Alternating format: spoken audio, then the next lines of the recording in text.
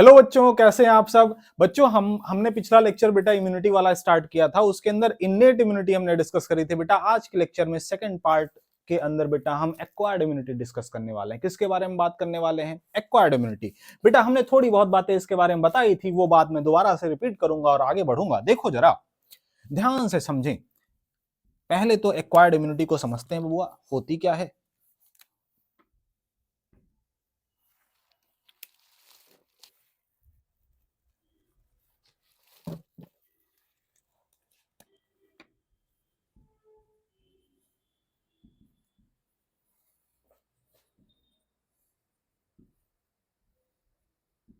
Acquired immunity, acquired का मतलब ही term से मतलब बेटा ये है कि जो कि हमें प्राप्त हुई हो, हमने प्राप्त की हो, एक्वायर करी हो।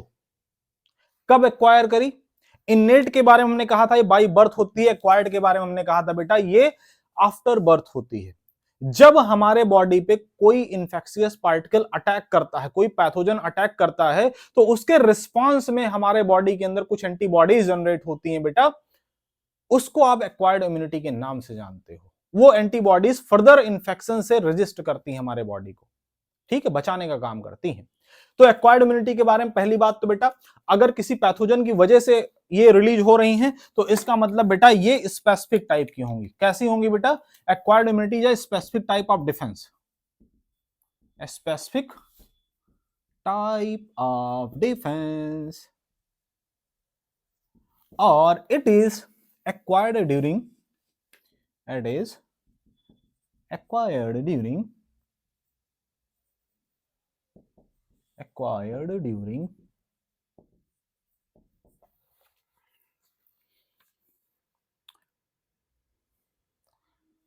infection, it is acquired during infection। ये इन्फेक्शन के दौरान मिलती है, या it is achieved by infection, है ना। ये अचीव करी जाती है इन्फेक्शन के द्वारा, या it is acquired during infection, है ना, बाई पैथोजन या किसी भी तरीके के, है ना, माइक्रो ऑर्गेनिज्म जो आपकी बॉडी के ऊपर अटैक कर रहे हैं। हाँ तो बच्चों अब हम एक्वायर्ड इम्यूनिटी की मैकेनिज्म को समझने वाले हैं। किस तरीके से हमारे बॉडी के अंदर जब कोई पैथोजन पहली बार अटैक करता होगा, हमारी बॉडी किस तरीके से रिएक्ट करती होगी, कैसे एंटीबॉडीज का फॉर्मेशन होता होगा, कैसे जब दूसरी बार आता होगा, पूरी मैकेनिज्म समझते हैं हम। देखो जरा ध्यान से समझो बबुआ, तुम ऐसे समझो कि थोड़ा सा रियल लाइफ एग्जांपल से बताते हैं। जैसे समझो कार्तिक भैया है हमारे, अब वो मान लो रास्ते से जा रहे हैं ऐसे ही, है ना, सपोज करो जा रहे हैं, और जाते हुए मतलब, है ना, कोई मिला इसे उनको थोड़ा सा, है ना, अबे तबे उनसे किया, थोड़ा सा उनसे बदतमीजी किया, कार्तिक ने कुछ बोल दिया ऐसे ही। अब लगा कार्तिक को मारने, कार्तिक पहले सतर्क थे नहीं, बहुत ज्यादा इनको कोट दिया और बहुत विधिवत तरीके से कुटाई किया इनकी। अब बेचारे कार्तिक क्योंकि पहले से सतर्क थे नहीं, तो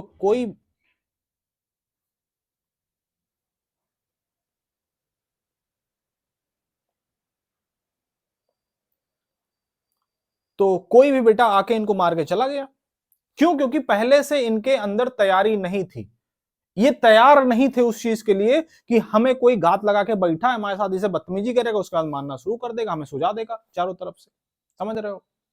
अब भाई साहब सूझे हुए जब घर वापस आए लौट के, मम्मी पूछी बेटा क्या हुआ, कहे करे मम्मी ऐसे ऐसे बात थी, वापस बताई मम्मी। इसके लिए फिर उसके बाद में कार्तिक के लिए पूरी व्यवस्था कर दी गई, बढ़िया एकदम लाइसेंसी वाली आ गई, कार्तिक एकदम लगा के टहलने लग गए, दो चार और लौंडे लफाड़े उनके साथ में टहलने लग गए, घूमने लग गए। दोबारा से सोचिए, वो जो कार्तिक कुमार के गया था पहली बार, दोबारा से फिर से मिला इनको, और मिलने के बाद में फिर से सोचा कि वही कार्तिक हैं, चलते हैं कूट देते हैं पकड़ के। समझ रहे हो? लेकिन जब ये जो है कार्तिक को जब मारने के लिए गए, कार्तिक तो पहले से रखे थे, निकाले से हल्का से दिखाए, और साथ वाले और मुस्टंडे जो उनके थे टहल रहे थे आ गए, बहुत तेज भागा बेचारा। ये जो मुस्टंडे थे और जो कार्तिक ने ऐसे दिखाया निकाल के, वो क्या है बेटा? एंटीबॉडीज है। एंटीबॉडीज क्यों आई कार्तिक के पास? क्योंकि कार्तिक पहली बार पिट गए थे। किससे पिटे थे? उसी से पिटे थे जो अभी दोबारा से आया था इनके पास, इनको दोबारा से मारने। दोबारा मार पाया? नहीं, नहीं मार पाया, पहली बार मार दिया था। लेकिन उस मार खाने की वजह से कार्तिक सतर्क हो गए, और सतर्क होने के बाद में इन्होंने अपने बॉडी के अंदर कुछ अपने आसपास में बेटा ऐसे लोगों को रखना शुरू कर दिया कि जब कोई आए तो इनको मार ना पाए। यही चीज बेटा सेम यहां पे होने वाली है, समझिए। ये आप हैं,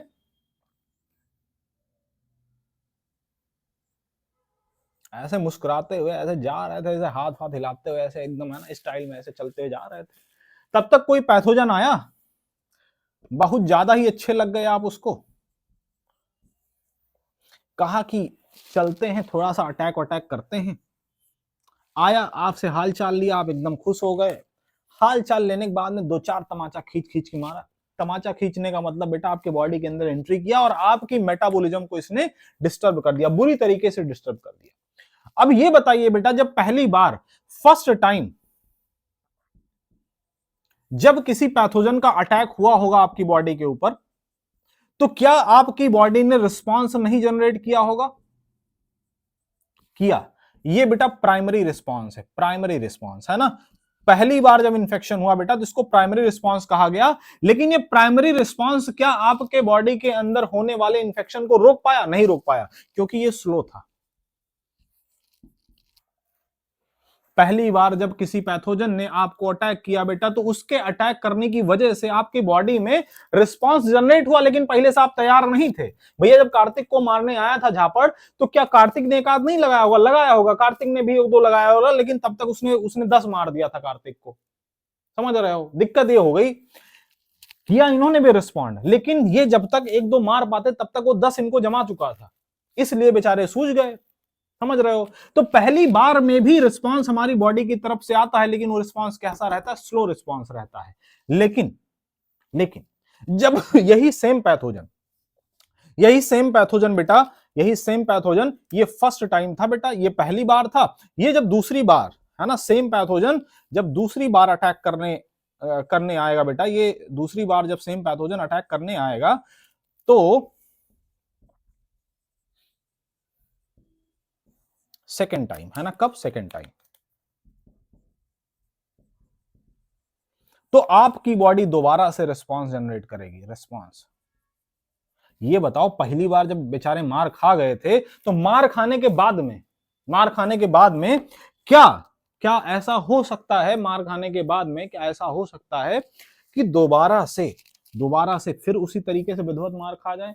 नहीं बेटा, ये तब हो पाएगा जब आप तैयारी नहीं रखोगे, लेकिन क्योंकि मार पड़ चुकी है आपको, तैयारी काहे नहीं रखोगे? बहुत अच्छे से तैयारी रखोगे। पहले से इन्होंने लोगों को साथ में रखा था, रिवॉल्वर वगैरह रखी थी बढ़िया से, है ना, यही से दिखाए भागा बहुत तेज। तो बेटा जो रिस्पांस आया सेकंड टाइम, जो पैथोजन अटैक करने की वजह से जो रिस्पांस आया, इसको सेकेंडरी रिस्पांस बोला गया। क्या बोला गया? सेकेंडरी रिस्पांस, या इसी को बेटा एनामेंस्टिक रिस्पांस बोलते हैं।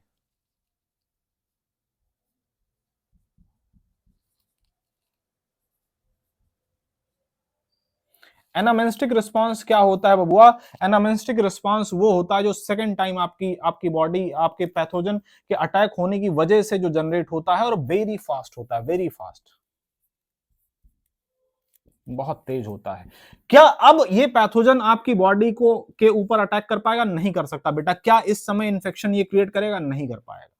फर्स्ट टाइम कर दिया था, क्योंकि आपके बॉडी ने जो रिस्पांस जनरेट किया था बेटा, वो रिस्पांस कैसा था? स्लो था। लेकिन उस स्लो रिस्पांस की इस पैथोजन के अटैक होने की वजह से बेटा, पहली बार ये तो इन्फेक्ट कर गया क्योंकि स्लो था, लेकिन इस इन्फेक्शन की वजह से आपकी बॉडी के अंदर कुछ ऐसे ऐसे प्रोटीन्स डेवलप हो गए बेटा, कुछ ऐसे एंटीबॉडीज डेवलप हो गए जो कि इस पैथोजन को पहचान के रखे थे कि अगर ये भाई साहब दोबारा आगे, इनको कूट के रख देंगे बॉडी के अंदर, एकदम मारेंगे, तबाही मचा देंगे, भाग जाएंगे, एकदम दूर दूर हो जाएंगे। समझे? ऐसा कुछ है।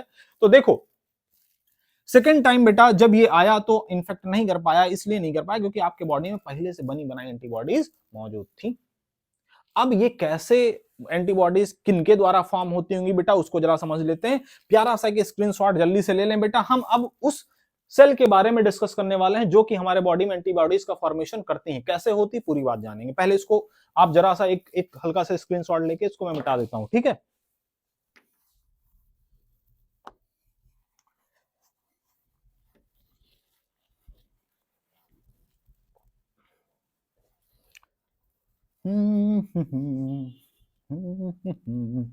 अरे यार, तुम लोग कुछ बता नहीं रहे, तुम्हारी पढ़ाई वढ़ाई कैसे चल रही? बताओ भाई। हैं, ऐसे थोड़ी ना होता है। ऐसे गुपचुप रहोगे तुम, कुछ बोलोगे नहीं, हम भी कुछ ना बोल रहे तुमसे, ऐसे मजा नहीं आ रहा है। कुछ बताओ यार, है ना। हम भी फिर ढेर सारी बातें तुमको बताएं, ऐसे थोड़ी ना होता है। तुम रजाई के अंदर बैठ के हमारी वीडियोस देख ले रहे हो, हमसे कुछ बता रहे नहीं हो। सर कैसा पढ़ा रहे हो, अच्छा पढ़ा रहे हो, बेकार पढ़ा रहे हो, बहुत ज्यादा बेकार पढ़ा रहे हो, या बहुत ज्यादा अच्छा पढ़ा रहे हो। सर बहुत ज्यादा अच्छा नहीं पढ़ाते, क्या बताएं अब हम, है ना, समझ में आता नहीं, बस ऐसे बकवास करके चले जाते हो। चलो आओ इधर देखो, देखो बेटा समझो, एक्वायर्ड इम्यूनिटी जो है, इसके अंदर जो एंटीबॉडीज का फॉर्मेशन हो रहा है, कैसे हो रहा है, किन सेल के द्वारा हो रहा है, कैसे ये एक्ट करती है, कैसे काम करती है, इसकी मैकेनिज्म क्या है, समझो जरा। देखो हमारे बॉडी के अंदर बेटा, हमने अभी लिम्फोसाइट की बात करी थी, किसकी, लिम्फोसाइट।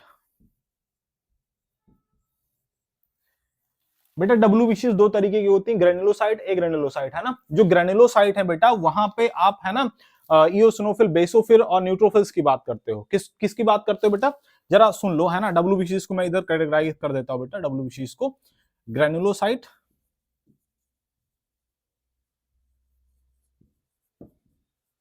और ए ग्रेनुलोसाइट। ग्रेनुलोसाइट के अंदर बेटा तीन आते हैं, eosinophil,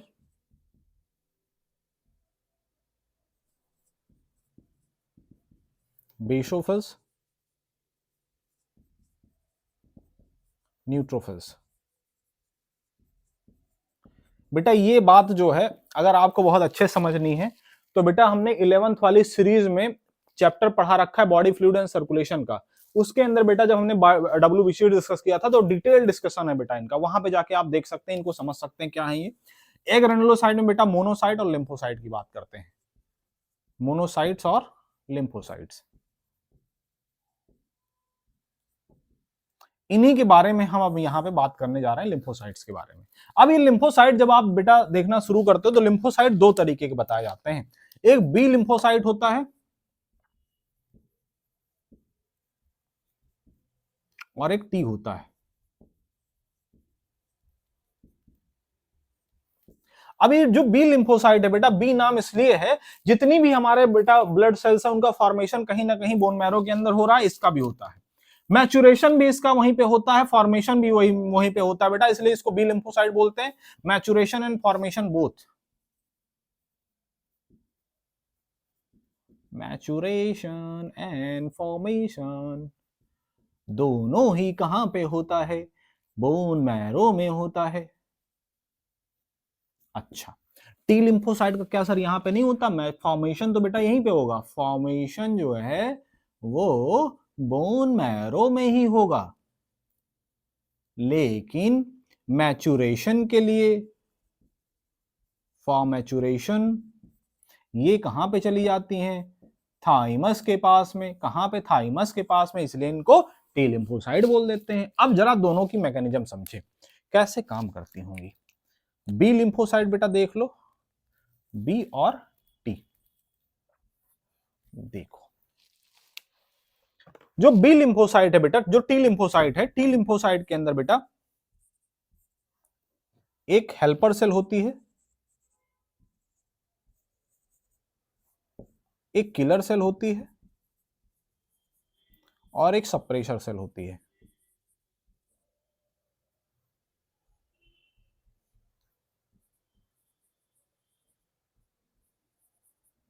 helper, killer and suppressor, तीन तरीके की सेल्स होती हैं। अब बी लिम्फोसाइट के अंदर बेटा प्लाज्मा सेल की हम बात करते हैं,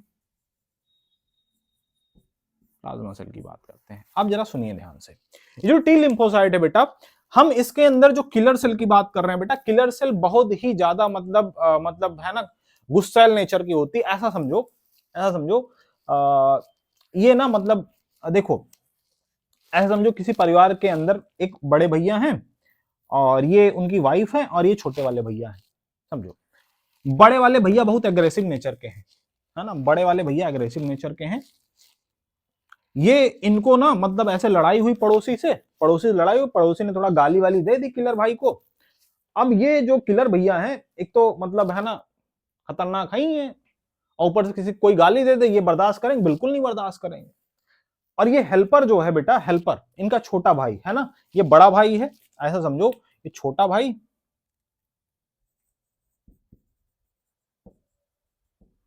ये बड़ा भाई और ये भाभी जी, ये छोटा भाई, बड़ा भाई, भाभी जी, ऐसे समझो। देखो अब ये बड़ा भैया को किसी ने गाली दे दी, और गाली देने के बाद में ना हुआ ये कि गुस्से में एकदम थे। छोटा वाला आया, कहा भैया क्या हुआ, क्यों गुस्से में हो आप? कहे यार वो पड़ोसी जो है उससे लड़ाई हो रही थी, अब उसने हमें गाली दे दी।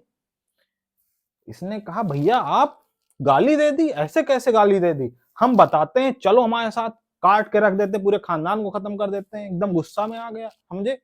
इनको कहा कि चलो हमारे साथ, हम एकदम मारते हैं, तबाही मचा, पूरे परिवार खत्म कर दें। कैसे आपको गाली दे दिया, आप हमारे बड़े भाई हो, कैसे गाली दे दिया आपको? एकदम गुस्सा, जैसे राम लक्ष्मण टाइप, है ना। भगवान राम थोड़ा सा है ना शांत मिजाज के, और लक्ष्मण जी एकदम अग्रेसिव। कैसे कोई कह दिया, है ना। भाभी जी, सीता जी, समझ रहे हो? देखो जरा ध्यान से। तो ये जो भाभी जी हैं, ये थोड़ा सा संयमित हैं, थोड़ा सा इनके अंदर मतलब ऐसा है ना कि चाहती हैं कि अरे हमारे, है ना, हमारे हस्बैंड ने अभी कहीं कहीं गए लड़ाई वड़ाई देने, सामने वाला है ना ज्यादा भारी पड़ गया, तो कहीं गड़बड़ी से है ना इन्हीं बेचारे को नुकसान हो गया, तो हमारा क्या होगा? ये तो भैया अपने जिंदगी में मौज करेंगे, हमारी तो लाइफ खराब हो जाएगी।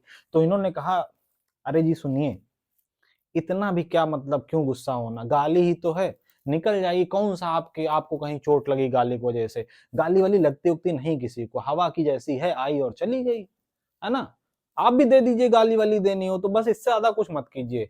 कुल्हाड़ी वाली लेके जा रहे हैं मार काट करने, बताओ अभी कहीं कुछ है ना गड़बड़ हो गया, सही में कहीं मार वार दिए, बंद हो गए, हमारा क्या होगा? हमारी जिंदगी खराब हो जाएगी। इन्होंने भाई साहब को समझाया, तो भाई साहब के एग्रेशन को बढ़ाने का काम हेल्पर कर रही है, और भाई साहब को थोड़ा सा और मतलब कह रही कि नहीं नहीं ऐसा ऐसा सही नहीं है, ये सब प्रेशर कर रही भाभी जी, ऐसा समझो। तो बेटा कभी भी अगर आपके बॉडी के अंदर कोई बाहरी सेल आ रही है, कोई पैथोजन अटैक कर रहा है, तो हेल्पर सेल जो होती है बेटा, इस टी लिम्फोसाइट के अंदर किलर सेल को और ज्यादा मतलब मोटिवेट करने का काम करती है। भैया आपकी बारी आ चुकी है, कोई भी बाहरी सेल आ गई है, अब आप ना अपना काम करना शुरू करें। ये जो सेल मेडिएट इम्यूनिटी है बेटा, उसके लिए जिम्मेदार यही टी लिम्फोसाइट होती है, CMI, जिसको आप सेल मेडिएट इम्यूनिटी के नाम से जानते हो।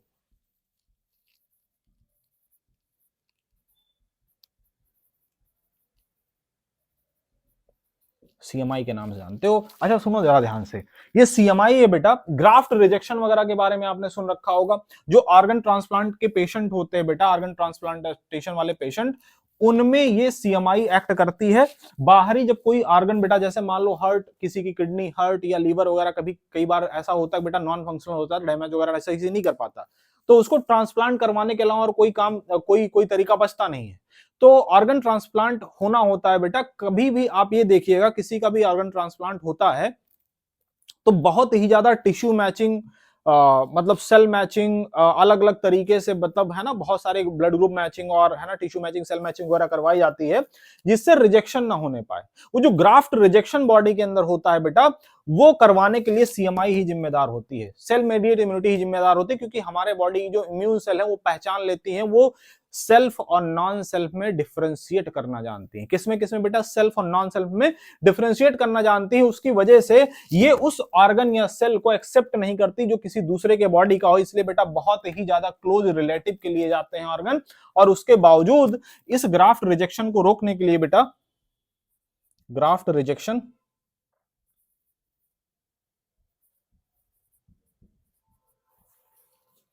इन ऑर्गन ट्रांसप्लांटेशन,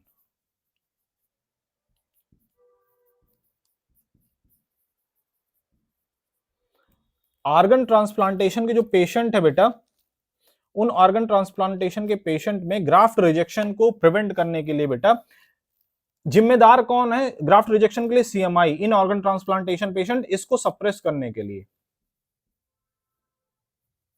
किसको? CMI को सप्रेस करने के लिए बेटा एक अलग से मेडिसिन दी जाती है जिसका नाम है साइक्लोस्पोरिन।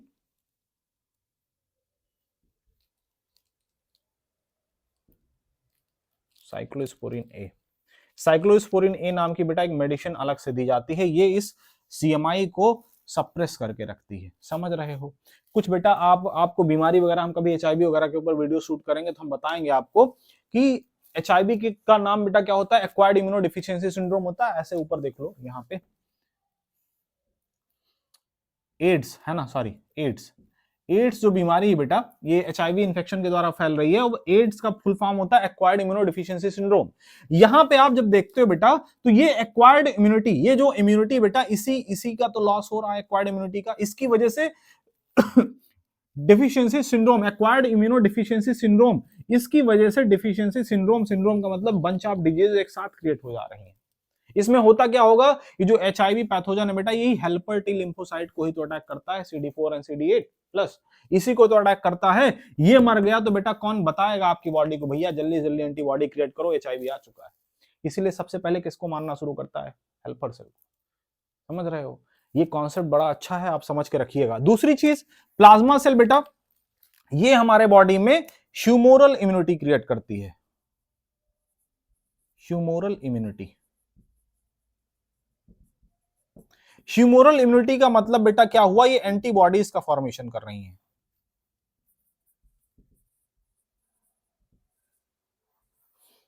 एंटीबॉडीज एक तरीके की बेटा प्रोटीन होती हैं ना, एक तरीके की ग्लोबुलिन प्रोटीन होती है बेटा, एक कैसी प्रोटीन, ग्लोबुलिन, ग्लोबुलिन प्रोटीन होती हैं। अब ये कैसे पता चलता है कि इनको एंटीबॉडी फॉर्म करती, फिर से हेल्पर टी लिम्फोसाइट ही प्लाज्मा सेल को मोटिवेट करती। ये यहाँ पे जो बी लिम्फोसाइट है बेटा, इनको भी मोटिवेट करने का काम ही हेल्पर सेल ही करती हैं कि भैया आप ऐसा करो कि कोई बाहरी एंटीजन, कोई बाहरी पार्टिकल आ चुका है, आप जल्दी से जल्दी एंटीबॉडीज फॉर्म करना शुरू करें। ये काम कौन करता है, ये भी हेल्पर टी लिम्फोसाइट। मतलब अगर हेल्पर टी लिम्फोसाइट किसी कारणवश बेटा आपकी बॉडी में नहीं बन पा रही है, अगर इसका नंबर कम हो गया, तो आपकी सीएमआई भी गई और एचआई भी गई, दोनों चली जाएगी। एक बीमारी बेटा हम आपको पढ़ाते हैं जीन थेरेपी के अंदर, है ना, जो एडीएफ डिफिशियंसी वाली डिजीज है बेटा, उसमें हम ये कहते हैं जो लिम्फोब्लास्ट वाली सेल है बेटा, लिम्फोसाइट के अंदर कन्वर्ट नहीं हो पाती है ना, मैच्योर होकर लिम्फोसाइट का फॉर्मेशन नहीं कर पाती, क्योंकि एक डिफिशियंसी हो जाती है बेटा ना, एडिनोसिन डिफिशियंसी की वजह से वो नहीं कर पाती। इसकी वजह से होता क्या है बेटा, लिम्फोसाइट का फॉर्मेशन, अगर लिम्फोसाइट नहीं बनेगा, सीएमआई एचआई दोनों गई। समझ रहे हो, ठीक है। तो ये चीजें आपके बॉडी में ना होने पाए, इसको इंश्योर करने के लिए बेटा ये जो हेल्पर टी लिम्फोसाइट है, इसका बढ़िया होना बहुत जरूरी है, ठीक है। अब जरा एंटीबॉडीज के बारे में बता ही रहे हैं बेटा, कुछ बातें हम और बता देते हैं, लेकिन उससे पहले हम चाहते हैं कि आप जल्दी से इसका स्क्रीनशॉट लें और इसको मिटा के थोड़ा आगे की बातें और समझाएं आपको। हाँ, जल्दी जल्दी बेटा नोट किया करो, समझे कि नहीं। अच्छा अच्छा सर, नोट।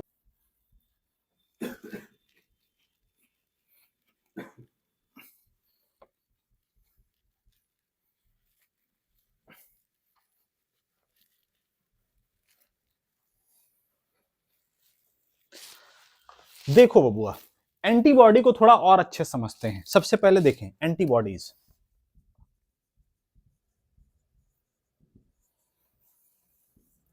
एंटीबॉडीज बेटा हमारे बॉडी में काम क्या कर रही हैं, किसी भी एंटीजन के खिलाफ बनने वाले वो प्रोटीन मॉलिक्यूल है बेटा, जो एंटीजन को सप्रेस करने का काम करते हैं, उसको मारने का काम करते हैं, ठीक है, ये बात समझ गए आप।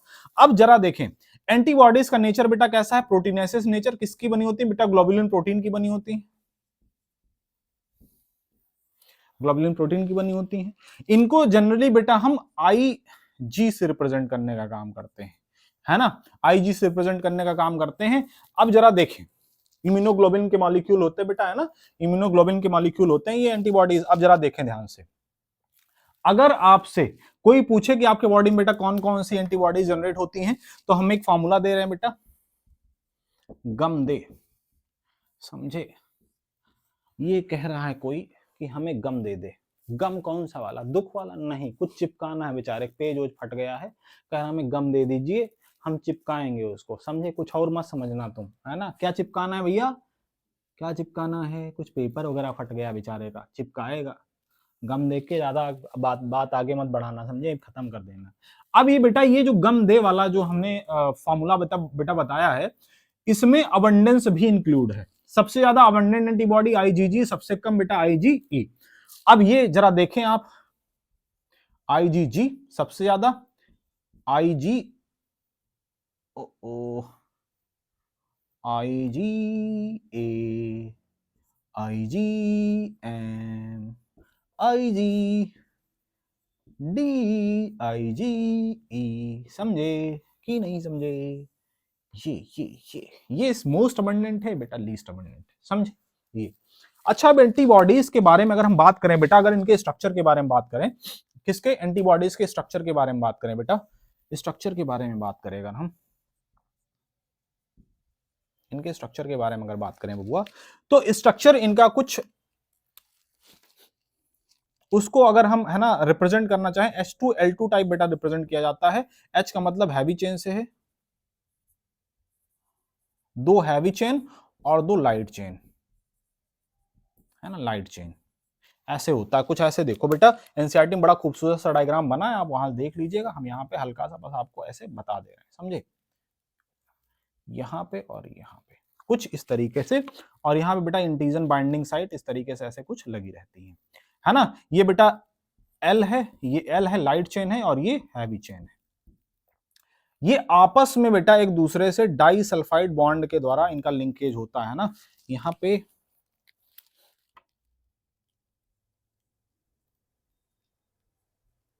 इस तरीके से एक दूसरे से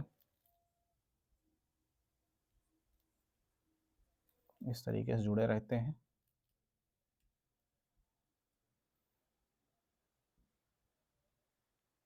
इस तरीके से जुड़े रहते हैं ना, डाई सल्फाइड बॉन्ड के द्वारा इनका लिंकेज होता है बेटा। ये सी एंड होता है, कांस्टेंट एंड होता है, ये एन होता है, वेरिएबल होता है बेटा, ये एंड वेरिएबल होता है, क्योंकि यहाँ पे अलग अलग तरीके के एंटीजन बेटा जुड़ेंगे एंटीबॉडीज से, तो जाहिर सी बात है एंटीजन अलग अलग तरीके के होंगे बेटा, सबस्ट्रेट अलग अलग तरीके के होंगे, तो उनकी बाइंडिंग साइट भी अलग अलग तरीके की होनी चाहिए।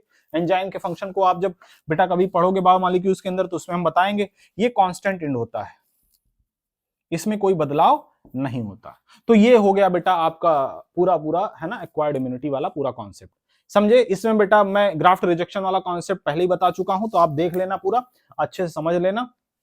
कहीं पे कोई दिक्कत आ रही बेटा इस लेक्चर के अंदर, आप हमें कमेंट सेक्शन के अंदर बता सकते हो। बढ़िया बढ़िया इस सीरीज के अंदर और खतरनाक टाइप के वीडियोस आने वाले हैं बेटा, जो पुराने वीडियोस इसके अंदर डाले गए हैं, जिसमें हम लैकोपेरॉन डाल चुके हैं, जिसके अंदर हम ग्रोथ मॉडल के बारे में बता चुके हैं, जिसके अंदर हम latitudinal gradient species area relationship के बारे में बता चुके हैं, और बेटा हम इम्यूनिटी के 2 लेक्चर फॉर्म कर चुके हैं। एक में हमने नेट के बारे में बात करी, सेकंड पार्ट के अंदर हमने एक्वायर्ड के बारे में बात करी। इसके अलावा बेटा 11th की सीरीज, 12th की सीरीज ये चल ही रही है, समझ रहे हो। इसके अंदर जो वीडियोस बेटा पड़े हुए हैं उनको पहले देख लीजिए आप। अगर आपको कुछ चाहिए नेक्स्ट, उसमें आप हमें बता सकते हैं कमेंट सेक्शन के अंदर, पूरी जानकारी आप हमें जितना बताएंगे बेटा, जितना हमसे संवाद करेंगे, उतना ज्यादा हम आपके बारे में समझ पाएंगे, आपकी डिमांड हम समझ पाएंगे, समझे।